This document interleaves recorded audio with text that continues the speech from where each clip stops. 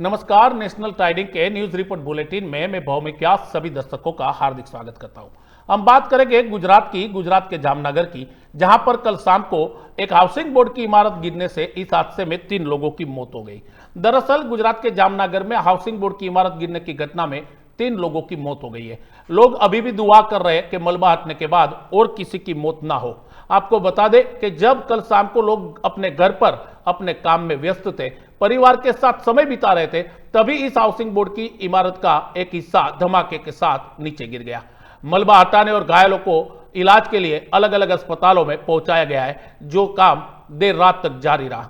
इस इमारत के गिरने के बाद कई पॉलिटिकल लीडर और अधिकारी भी जामनगर के मौके पर पहुंच चुके थे। यहां लोगों के परिजनों ने अपने रिश्तेदारों को बचाने के लिए काफी कोशिश की।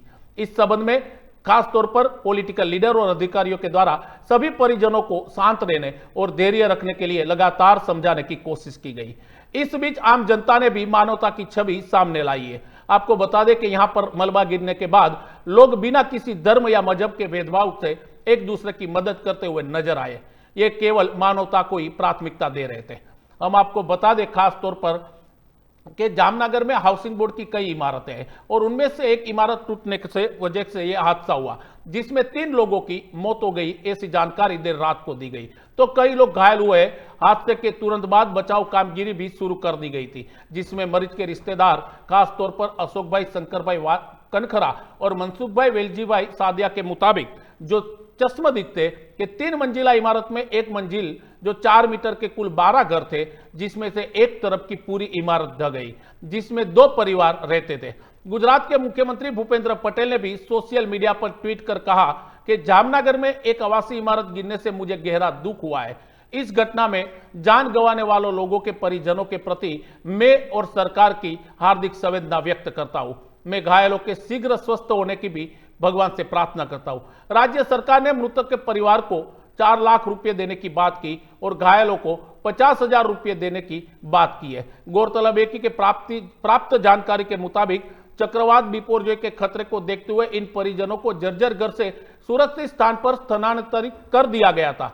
तो अंदाजा लगाया जा सकता है कि सिस्टम को पहले से ही अंदाजा था कि यह इमारत खतरनाक है और भयावह है। तो फिर सवाल यह भी उठ रहा है कि सिस्टम ने इन परिवारजनों को दोबारा वहां कैसे रहने के लिए मजबूर कर दिया, मतलब परिवार फिर से कैसे आ गए जब इमारत टूटने का खतरा पहले से लगाया गया था। आपको बता दें कि जामनगर की साधना कॉलोनी क्षेत्र में हाउसिंग बोर्ड का ब्लॉक है M69 और वहां मकान ढह गया। इस ब्लॉक में पता चला है कि एक मंजिल पर 2-2 फ्लैट बनाए गए थे, यानी 3 मंजिल पर कुल मिलाकर 6 परिवार रहते थे और ये पूरा मलबा वहां पर गिर गया। इस घटना में 3 लोगों की मौत हो चुकी है, जिसमें 35 वर्षीय महिला मित्तल जयपाल सदिया, 35 वर्षीय जयपाल राजेश भाई सदिया और 4 वर्षीय शिवराज जयपाल सदिया, मतलब एक ही परिवार के 3 लोगों की मौत हो गई। प्राप्त खबर के अनुसार मृतक महिला गर्भवती बताई जा रही है, जिसकी मौत हो चुकी है। हालांकि इस बारे में अभी सरकार की ओर से आधिकारिक जानकारी नहीं दी गई है। अधिकांश मकानों पर लोगों का कब्जा पाया गया है। यह इमारत 25 साल से भी ज्यादा पुरानी हो चुकी थी, मतलब ये भयानक थी, ये भयावह थी। हम आपको बता दें कि प्रदेश में ऐसी जर्जर इमारतों की अब बड़ी समस्या गुजरात सरकार के लिए खतरा बनती जा रही है। इस हादसे के बाद दमकल की टीम भी घटनास्थल पर पहुंच गई थी, तो 108 एम्बुलेंस वैन की करीबन 7 गाड़ियां आपातकालीन सेवा के लिए देर रात तक मौजूद रही। फिलहाल 5 से ज्यादा लोगों को मलबे से निकाला जा चुका है। अस्पताल में उनको इलाज के लिए दाखिल करवाया गया है। तो दूसरी ओर आज सुबह तक रेस्क्यू ऑपरेशन भी जारी है। कई बच्चों को भी मलबे से निकाला गया है। घटना के बाद यहां और जिस अस्पताल में ये घायलों का इलाज चल रहा है, वहां अफरा तफरी का माहौल भी बन गया था। फिलहाल घटनास्थल पर बड़ी संख्या में लोग अभी भी जमा है और रेस्क्यू ऑपरेशन पूरा होने के बाद ही जान माल के सही नुकसान का अंदाजा लगाया जा सकता है।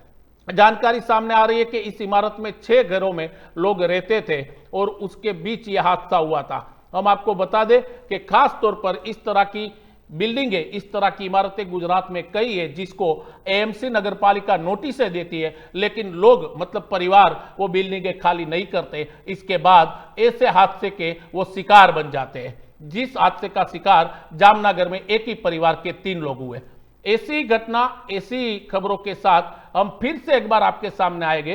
तब तक के लिए आप मुझे आज्ञा दीजिए। नमस्कार।